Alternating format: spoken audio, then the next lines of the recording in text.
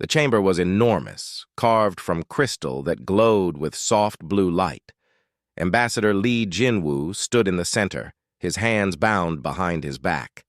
Around him, arranged in a perfect circle, sat the members of the Galactic Council. 47 different species, each representative seated on a floating platform that marked their status in this ancient government. Li Jinwu was 42 years old. He had served in Earth's military before becoming a diplomat. He knew how to stay calm under pressure, but today, standing before beings who had ruled the galaxy for thousands of years, he felt the weight of his situation. This was not a fair trial. Everyone in the chamber knew it. Councillor Vexithara spoke first. She was Kryn, a species that looked like massive insects with 4 arms and compound eyes that reflected light in strange patterns.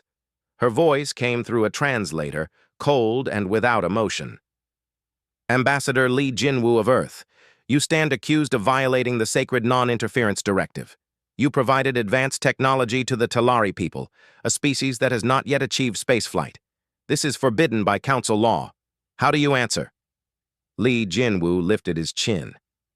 I saved lives. The Talari were dying from a plague.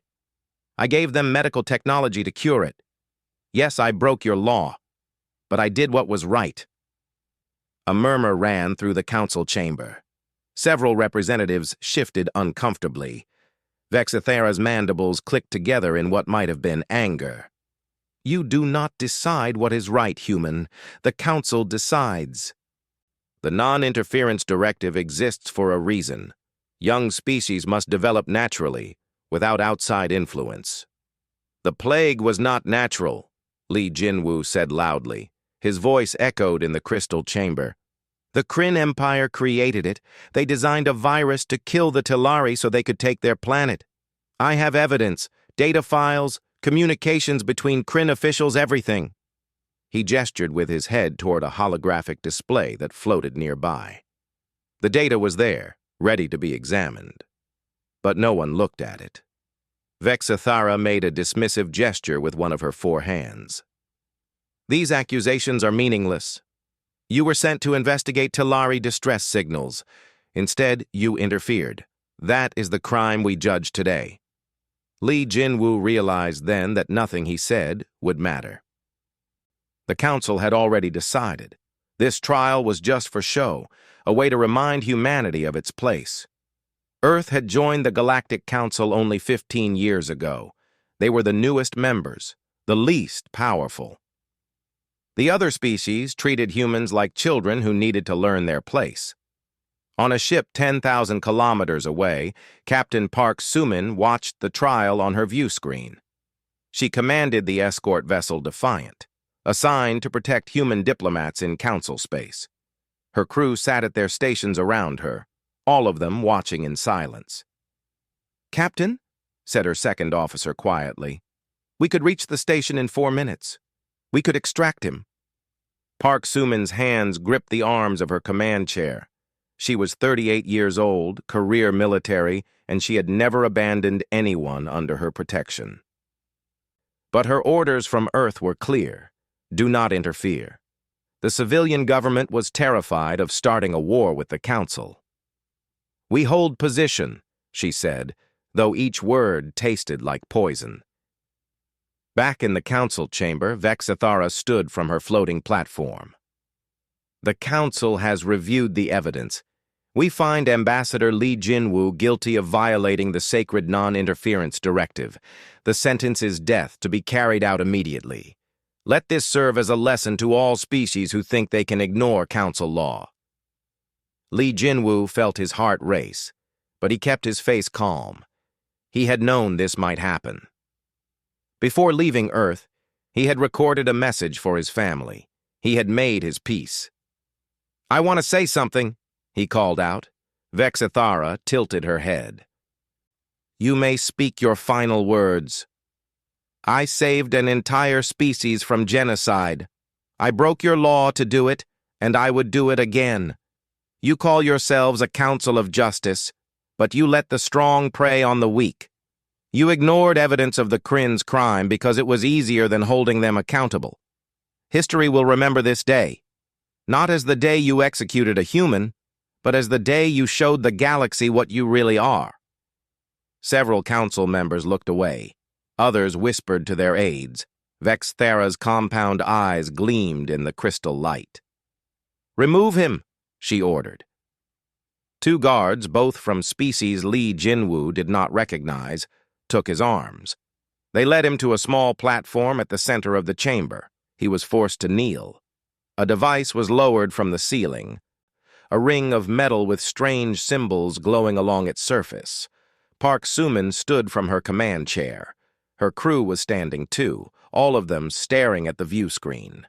She opened a secure channel that connected her directly to Li Jinwu's neural implant. Every human diplomat had one, a communication device embedded in their brain. "Ambassador," she said quietly, "I am sorry. I wanted to save you." Li Jinwu's voice came through the connection, calm and steady. "You did everything you could, Captain. Now you need to do something else. Remember who we are. Remember Terra. Tell them what happened here." The metal ring began to glow. Li Jinwu closed his eyes. "Sentence executed," Vexthara announced.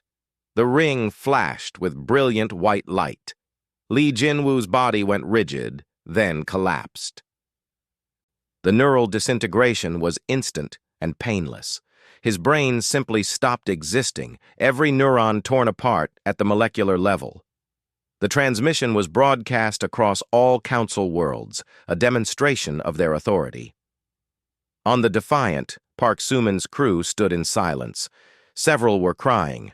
One young officer slammed his fist against his console, cracking the display. Park Suman sat down slowly. She opened a communication channel to Earth, to the military command center where High Admiral Choi Dae-hyun was waiting. "This is Captain Park Suman. Ambassador Li Jinwu is dead. The council executed him 17 seconds ago. I am transmitting all recorded data now." There was a long pause. Then Choi Dae-hyun's voice came through, rough with barely controlled rage. "Return to Earth, Captain. All human vessels are recalled. We will respond to this." Park Suman looked at her crew. They were all watching her, waiting for orders, wanting to do something. She understood. She felt the same fury burning in her chest. "Helm! Set course for Earth! Maximum speed!" As the Defiant turned away from Council space, Park Suman made a private vow. Li Jinwu would be avenged. The Council would learn what it meant to kill a human.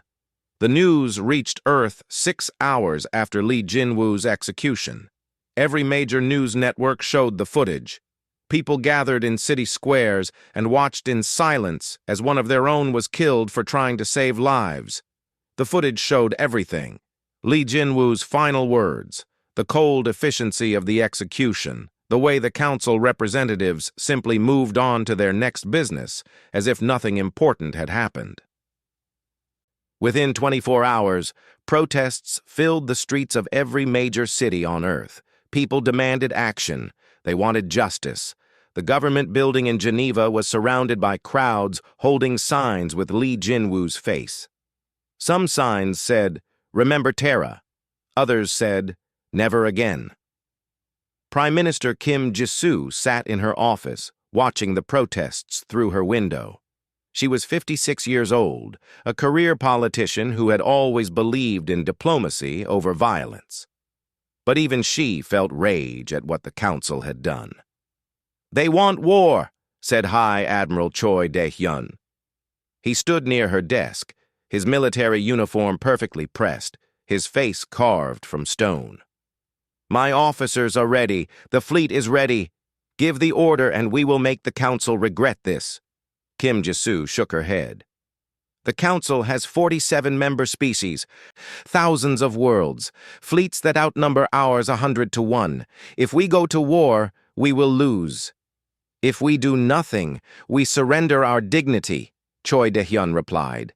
"They killed Li Jinwu to send us a message. What message do we send if we accept it quietly?" Before Kim Ji-soo could answer, her assistant opened the door.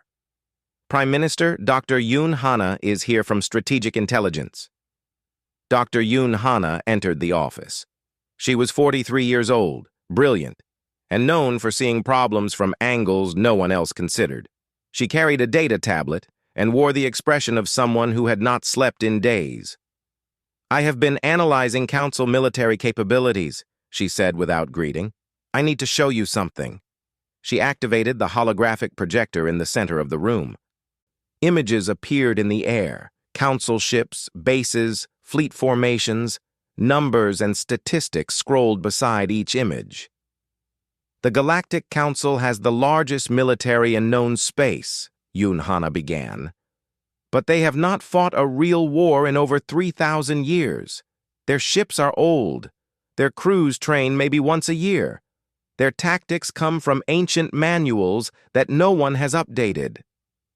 She brought up another image showing human military vessels. They were smaller than Council ships, fewer in number, but the data told a different story. "We have never stopped fighting. Civil conflicts, corporate wars, pirate suppression, colonial disputes. Human military forces train constantly. We develop new tactics every year. We learn from every battle. The Council does not." Choi Dae-hyun leaned forward, studying the data. "You are saying we could win?" "I am saying the Council is not as strong as they appear. They rely on fear and reputation.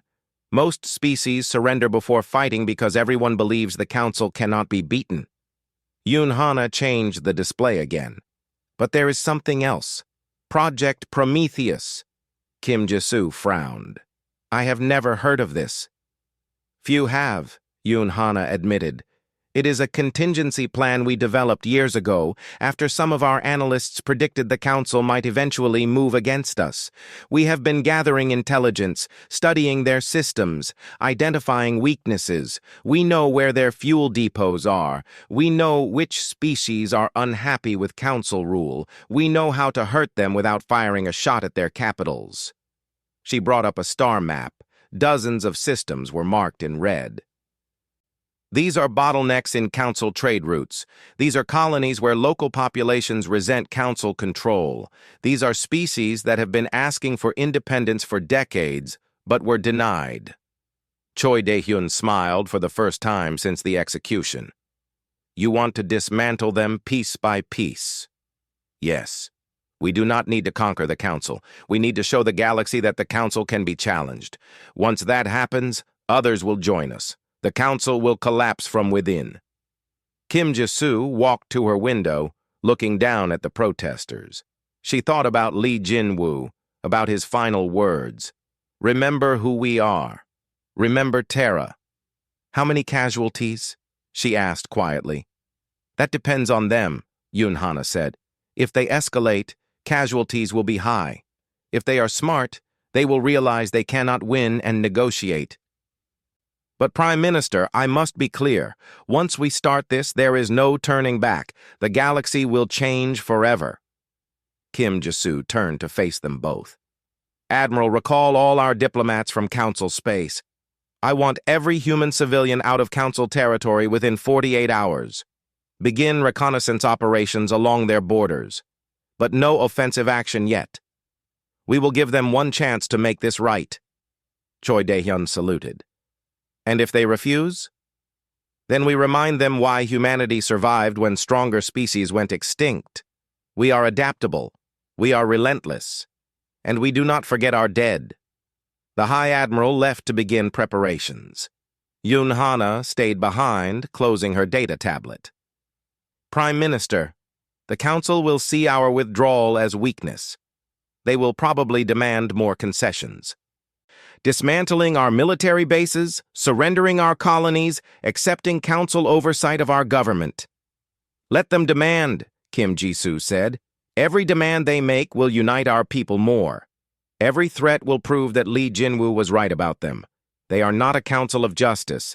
They are tyrants who have gone unchallenged for too long." Across human space, the military mobilized. Captain Park Soo-min returned to Earth and was immediately assigned to lead reconnaissance missions. She handpicked her crew, officers who had served with her for years and trusted her completely. Commander Kang Minho assembled special operations teams. These were soldiers trained for missions behind enemy lines, gathering intelligence and preparing the battlefield for what might come. They moved quietly into Council space, disguised as traders and travelers. What they found confirmed Yoon Hana's analysis. Council military forces were huge but poorly maintained. Security was lax. Many species within Council territory were unhappy with their government but too afraid to speak out. And the Kryn Empire, the most powerful species in the Council, had enemies everywhere.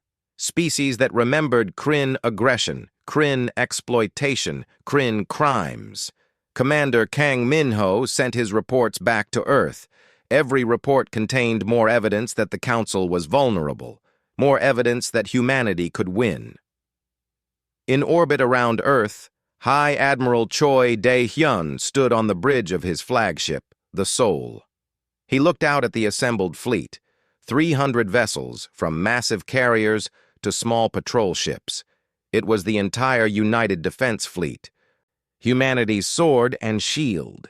He opened a channel that connected to every ship, every crew member.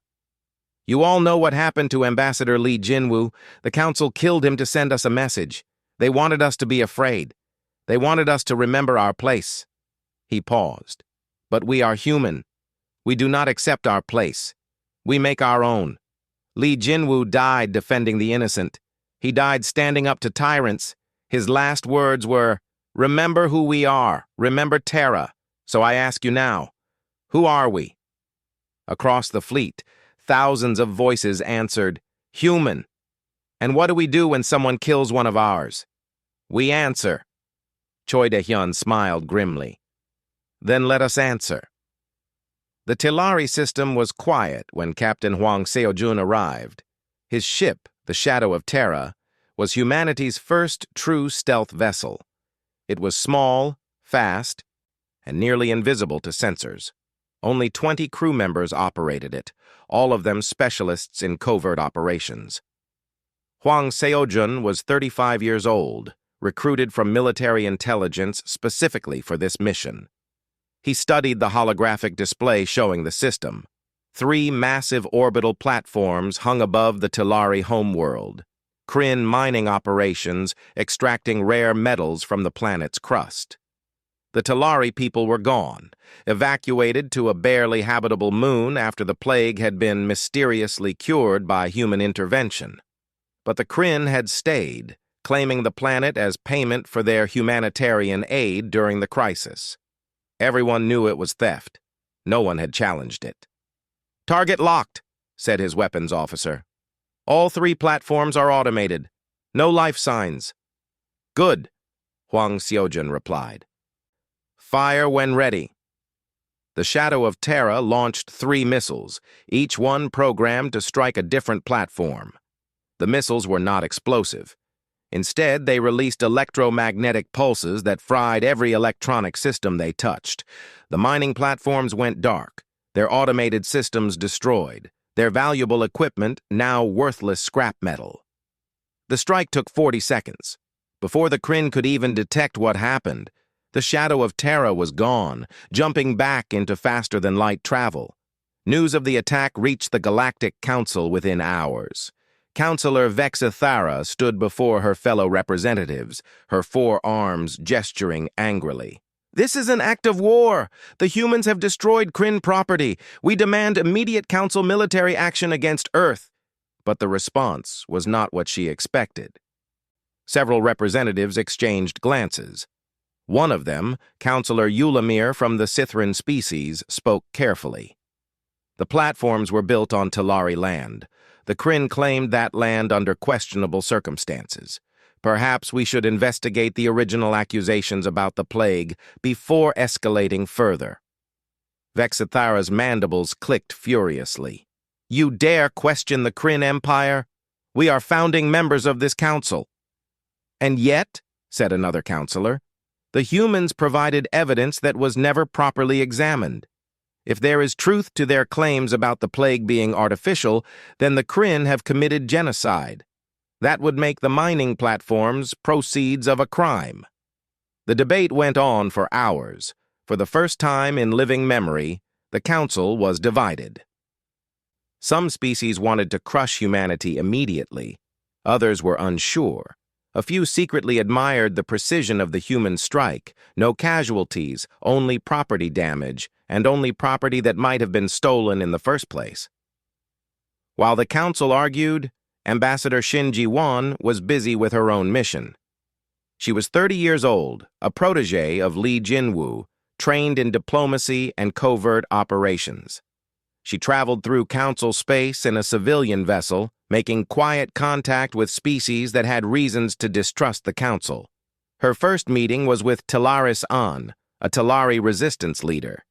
They met in a crowded marketplace on a neutral station, two beings among thousands, easy to overlook. Talaris An was tall and thin, with gray skin and large eyes adapted for low light. Her people had been scattered after losing their homeworld, forced to live as refugees. She studied Shinji-wan with suspicion. "Your Ambassador Li saved my people. Then your species attacked the Kryn. Why?" "Because the council killed him for helping you," Shinji-wan said simply. "And because the Kryn deserve to answer for what they did. We want to help you take your world back." "How? We have no weapons, no ships. The Kryn have an empire." Shinji-wan slid a data chip across the table. "Coordinates for a weapons cache, training manuals, everything you need to start fighting back. We will provide more as you need it." Talaris An stared at the chip. "Why would you do this?"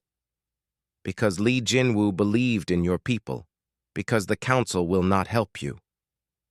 And because humanity has learned something the council forgot. Freedom is worth fighting for." The Talari were not the only ones Shinji-wan contacted. She met with representatives from a dozen species, each one oppressed or exploited by the council. She offered them the same thing: support, weapons, intelligence, training. Most were too afraid to accept, but some said yes. Meanwhile, Captain Park Suman prepared for her first real battle. Intelligence indicated a Kryn patrol group was moving along the border, testing human defenses. 5 ships, moderately armed, crewed by soldiers who had never seen real combat. Park Suman commanded a squadron of 4 vessels. They were outnumbered, but they had trained for this. Every crew member knew their role. Every system had been checked and rechecked. "Enemy vessels detected," her sensor officer announced. "Range 200,000 kilometers. They are not scanning us actively. I think they believe we cannot detect them yet." Park Suman smiled. The Kryn thought their technology was superior. They were wrong. "All ships, battle formation Delta. Wait for my signal." The human ships moved silently, positioning themselves. The Kryn patrol group continued on their course, unaware. They were following a predictable pattern, the kind of routine patrol that had not changed in centuries. "Signal," Park Suman said quietly. 4 human ships dropped out of stealth simultaneously, already firing.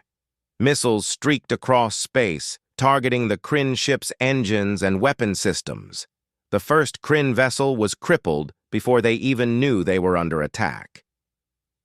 The Kryn commander tried to organize a response, but his crew was panicking. Their training had been ceremonial, not practical. They fired wildly, their shots missing by kilometers. The human ships moved in coordinated patterns, their pilots adjusting course constantly, making themselves difficult targets. The battle lasted 17 minutes. 3 Kryn ships were crippled, their crews forced to evacuate in escape pods. 2 managed to retreat, jumping away with damaged engines. The human squadron suffered minor damage to 1 ship, easily repaired. Park Suman opened a channel to all the escape pods. "This is Captain Park Suman of Earth's United Defense Fleet. We will transmit your coordinates to the nearest Kryn base. They will rescue you. Tell your commanders what happened here today." She cut the channel. Her crew was celebrating, but she remained focused. "Set course for home. We need to report this." News of the battle spread quickly. The Kryn had been defeated. their patrol group broken by a smaller human force. Throughout Council space, species began to whisper. Maybe the Council was not invincible. Maybe the humans could actually win. On Talaris, hidden in underground tunnels, Talaris An distributed weapons to her fighters. They were human weapons, simple but effective. She showed her people how to use them, how to strike and fade away, how to make the Kryn occupation painful and expensive. The Talari resistance launched their first attack that night. They destroyed a Kryn supply depot, stealing equipment and vanishing before reinforcements arrived. The Kryn garrison on Talaris had never faced guerrilla warfare. They did not know how to respond. High Admiral Choi Dae-hyun watched the reports flowing in from across the galaxy. Each one showed the same pattern. The Council was fracturing. Species were questioning authority. Resistance movements were growing. And humanity was at the center of it all. He opened a secure channel to his fleet commanders. The Council will respond soon. They cannot ignore what we are doing. Prepare for escalation, but remember, we are not trying to conquer anyone. We are trying to free them. On the Council station, Vexithara convened an emergency session. She demanded a vote for full military action against humanity. But when the vote was called, it failed. Too many species abstained. Some voted against it outright. For 3,000 years, the Council had ruled through unanimous agreement. That unanimity was breaking. Vexithara realized she was losing control, and the thought terrified her. If the Council fell, what would happen to species like the Kryn who had used its authority to build empires? She made a decision then. If the Council would not act, the Kryn would act alone. Commander Bae Hye-jin had been working undercover in Council Administrative Headquarters for 6 weeks. She posed as a civilian contractor hired to update their data management systems. The Council employed thousands of such contractors, and no one paid attention to one more human technician. But Bae Hye-jin was not really a technician. She was an intelligence officer, and her real job was to find evidence of Council corruption. It did not take long. The files were badly organized, thousands of years of records piled on top of each other with minimal security. Bae Hye-jin discovered that most Council officials assumed no one would dare look at classified documents. They were wrong. She found financial records showing money flowing from poor colonies to wealthy Council species. Trillions of credits extracted as administrative fees over centuries. She found communications proving Council members knew about the Kryn plague and had chosen to ignore it. She found evidence of dozens of similar crimes, species extorted, resources stolen, genocides overlooked. Bae Hye-jin copied everything. Then she did something the Council would never expect. She leaked it all. The data appeared simultaneously on news networks across the galaxy. Every species with access to the information network suddenly had proof of what the Council really was. Not a government protecting its members, but a system designed to extract wealth from the weak and give it to the strong. The reaction was immediate. Riots broke out on Council worlds. Species that had believed themselves equal discovered they were being robbed. Governments that had trusted the Council faced angry populations demanding answers. On the Sithran homeworld, Counselor Eula Mir watched the chaos from her office. She was young for a counselor, only 70 years old in a species that lived for centuries. She had always believed in the Council's mission. Now she saw it had been a lie. She made a difficult decision. She opened a secure channel to Ambassador Shin Ji-won.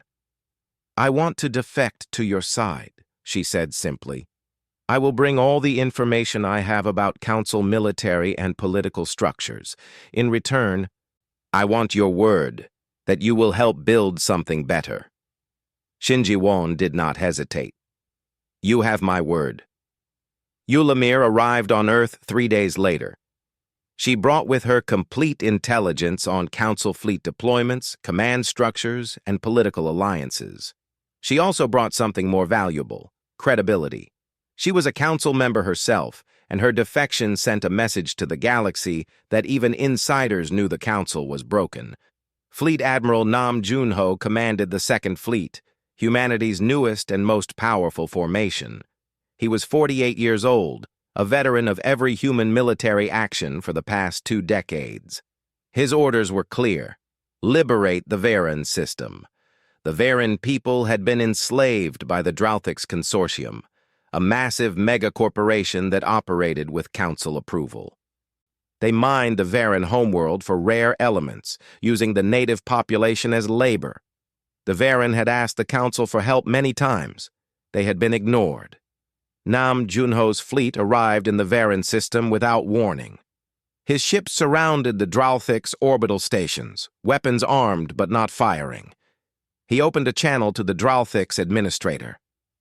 "This is Fleet Admiral Nam Junho of Earth. You are conducting illegal enslavement operations. Release the Varan people immediately, or we will force you to leave." The Dralthix administrator laughed. "The council authorized our operations here. You have no authority to interfere." "The council's authority is no longer recognized by Earth or our allies. You have 1 hour to evacuate your personnel." The administrator cut the channel. He sent a distress call to the nearest council military base, demanding assistance. But no help came. The council was too divided, too paralyzed by internal conflict to respond. After 1 hour, Nam Junho gave the order. His ships fired precisely, destroying docking clamps and disabling communication arrays. They did not target life support or evacuation systems. Within 30 minutes, the Dralthix stations were unable to function, but their crews could still escape. The Dralthix evacuated in a panic, abandoning their mining equipment and leaving the Varan people behind. Commander Kang Minho led a team of Marines down to the surface, bringing medical supplies and food. The Varan were humanoid with pale blue skin and 3-fingered hands. Most were malnourished. Many were injured. They stared at the human soldiers with confusion and fear. They had been slaves for so long they did not understand what was happening. Kang Minho found their leader, an elder named Varan Tok. He knelt to meet the old being at eye level. "We are from Earth. We are here to help you. You are free now. The Dralthix are gone." Varan Tok's eyes filled with tears. "Free? We have been slaves for 3 generations. Why would you help us?" "Because someone needs to," Kang Minho said simply, "and because we believe all beings should be free." Over the following weeks, human soldiers trained Varan militias. They provided weapons, medicine, and engineering support to rebuild infrastructure. The Varan declared independence and immediately requested to join the Free Species Coalition. The alliance humanity was building as an alternative to the Council. Similar scenes played out across the galaxy. Human ships appeared in oppressed systems, offering help to species who had given up hope. Not all accepted. Some feared humanity was just replacing the Council with a new tyrant, but many said yes, willing to take the chance that humanity meant what it said. Captain Park Suman was promoted to Admiral and given command of the Coalition's Joint Defense Fleet. Her first order was to lead a task force to the Kryn homeworld. Not to invade, but to tell the truth. The Kryn homeworld was heavily defended, surrounded by military stations and patrol fleets. Park Suman's ships stayed just outside their weapons range. Then she began broadcasting on every frequency, in every language spoken in the Kryn Empire. She showed footage of the artificial plague, of Kryn officials planning genocide, of the evidence Li Jinwu had tried to present to the Council. She showed communications between Councillor Vex Athara and military commanders, proving the government had ordered the Talari extermination. Most Kryn citizens had never known about this. They had been told the plague was natural, that their empire was helping refugees. Now, they learned the truth. Their government had committed genocide for profit. Protests erupted on the Kryn homeworld. Junior military officers began questioning orders. Some colonies declared they would no longer follow Vex Thara's commands. The Kryn Empire, once the most powerful species in the Council, began to fracture from within. The Galactic Council attempted one final show of strength. Vexithara convinced enough members to authorize a military strike on Earth itself. It would be the largest battle group ever assembled, over 200 ships from multiple species, enough firepower to destroy entire planets. The Council fleet gathered at a staging point, preparing for the jump to Earth's solar system. Their commanders were confident. Even if the humans fought well, they could not stand against such overwhelming numbers. The Council fleet jumped into the Sol system, expecting to find Earth defended by perhaps 50 ships. Instead, they found 300 vessels waiting in perfect battle formation. The entire United Defense Fleet was there, every ship Earth could muster, all of them ready to fight. High Admiral Choi Dae-hyun stood on the bridge of the Sol, watching the Council fleet arrive. He felt no fear, only cold determination. He opened a channel that broadcast to every Council ship. "This is High Admiral Choi Dae-hyun, Supreme Commander of Earth's United Defense Fleet. You have entered our home system with hostile intent. We will give you one opportunity to leave peacefully." There was a long silence. The Council Fleet Commander, a Vexithari general, finally responded. "You are outnumbered. Surrender now and Earth will be spared." Choi Dae-hyun smiled without humor. "You came here to intimidate us. You failed. Look at your fleet, General. Half those ships have crews that do not want to fight. Your alliance is breaking. Species are defecting to our side every day. And you are 300 light-years from reinforcements, facing a defense fleet protecting its homeworld. So I will say it once more, leave now, or be destroyed." Another silence. Then, slowly, ships began breaking formation. First a few, then dozens. Entire squadrons refused to advance. Some jumped away immediately. Others simply powered down weapons and waited. Within 10 minutes, half the Council fleet had withdrawn from combat readiness. The remaining ships faced the grim reality. They could not win this battle. Even if they tried to fight, they would lose. The Vexithari general cut his losses. He ordered a retreat. The Council fleet jumped away, defeated without firing a shot. On Earth, people celebrated in the streets. They had faced the Council's mightiest fleet and sent them running. The Galactic Council collapsed over the following months. It did not happen all at once. Instead, it crumbled piece by piece as more species realized they no longer needed to obey. Councillor Vexithara was arrested by her own people. The Kryn population, furious about the genocide their government had committed, demanded justice. She was tried for crimes against sentient species and found guilty. Other Council officials faced similar trials on their homeworlds. Some were imprisoned. Some were executed. Many simply disappeared, fleeing to remote colonies where no one knew their names. The Free Species Coalition grew rapidly. What had started as a few oppressed species joining humanity became a true alternative government. Within a year, over 200 species had joined.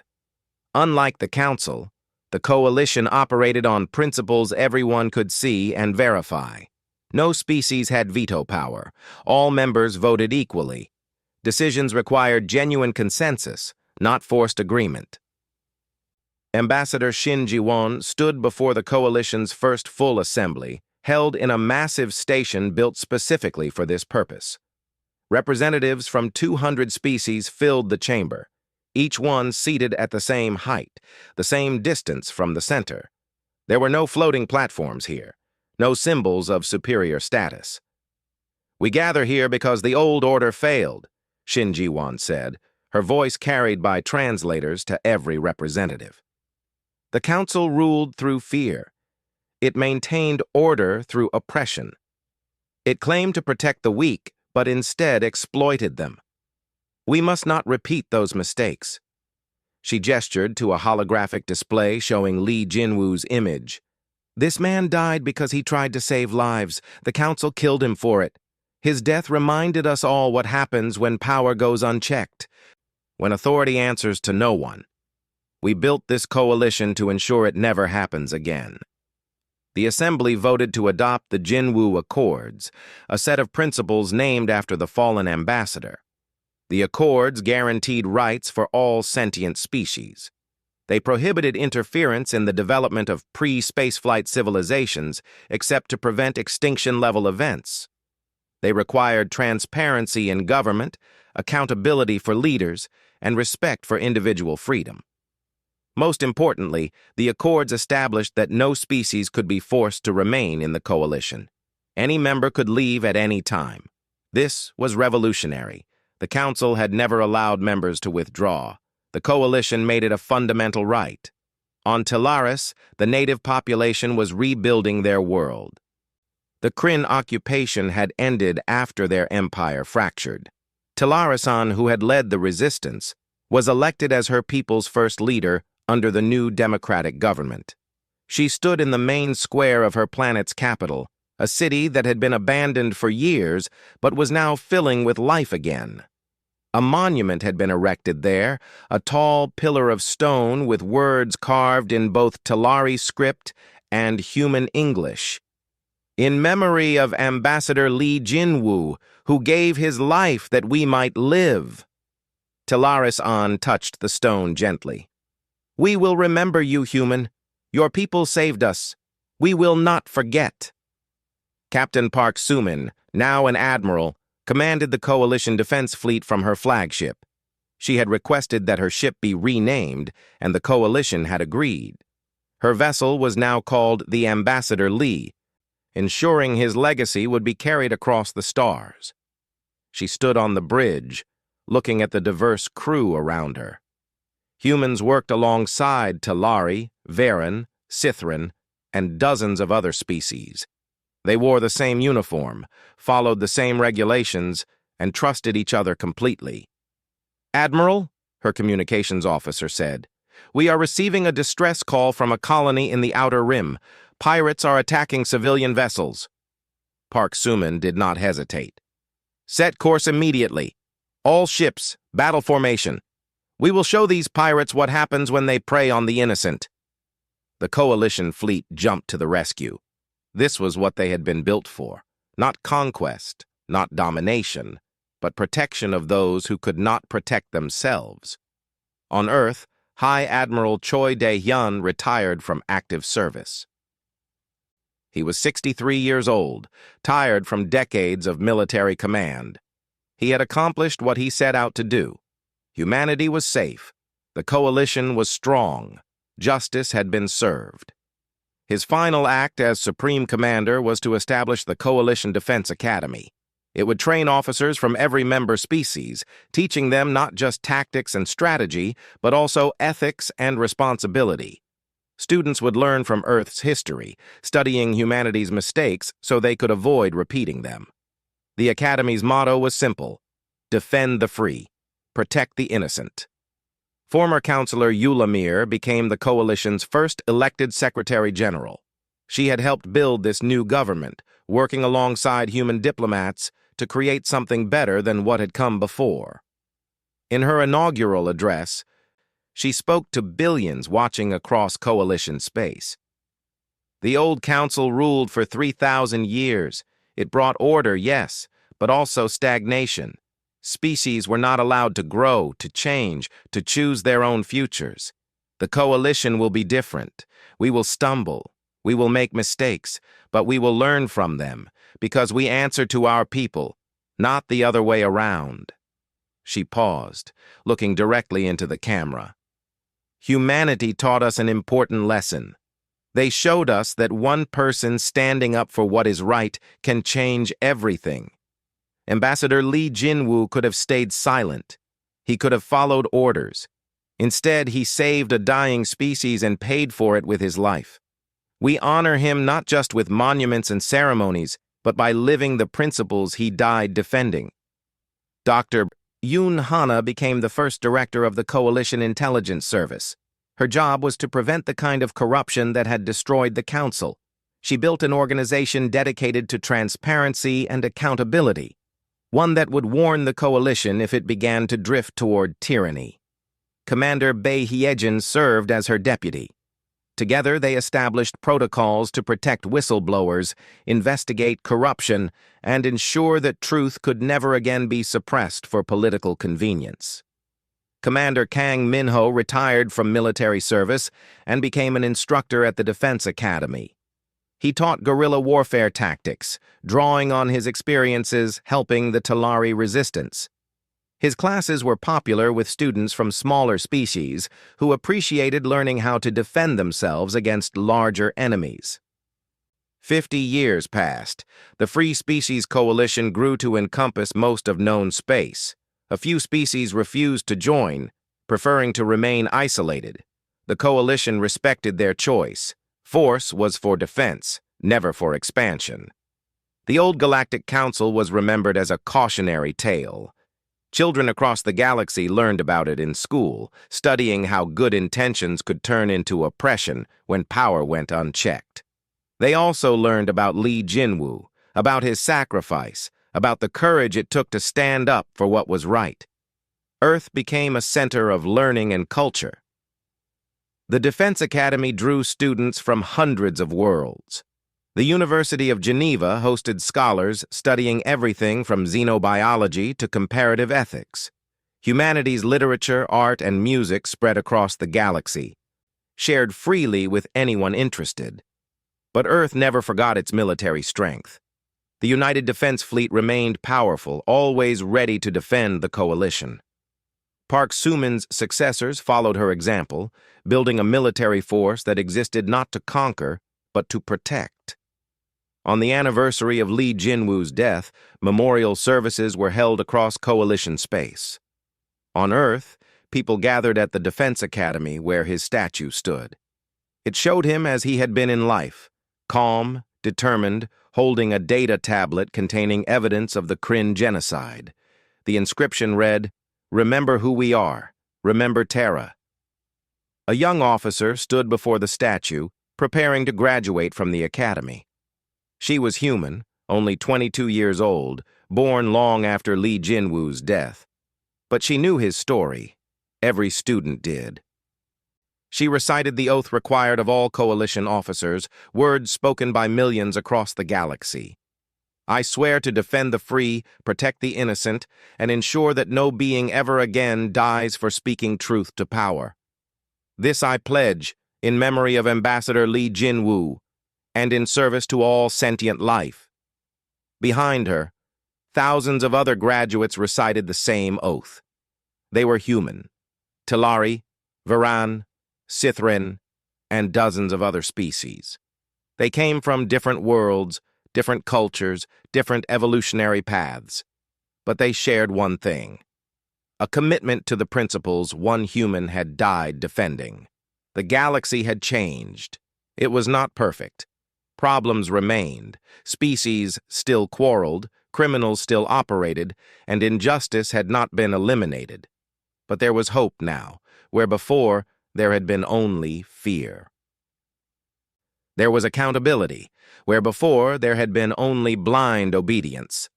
The statue of Li Jinwu stood silent, watching new generations pass through the academy. He had been just one person, an ambassador trying to do the right thing. He had not intended to start a revolution. He had simply tried to save lives. But sometimes, one person is enough. One act of courage can inspire millions. One stand against tyranny can bring it crashing down. The galaxy learned this lesson from humanity. It would not forget. Across coalition space, on thousands of worlds, similar monuments honored those who had fought for freedom. But the largest, the most visited, was on Earth. People traveled from across the galaxy to see it, to remember what one human had sacrificed. And every visitor left with the same thought: if one person could make such a difference, what could they do? What injustice might they challenge?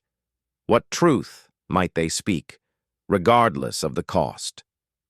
Li Jinwu had died alone, executed by an empire that thought itself unbeatable.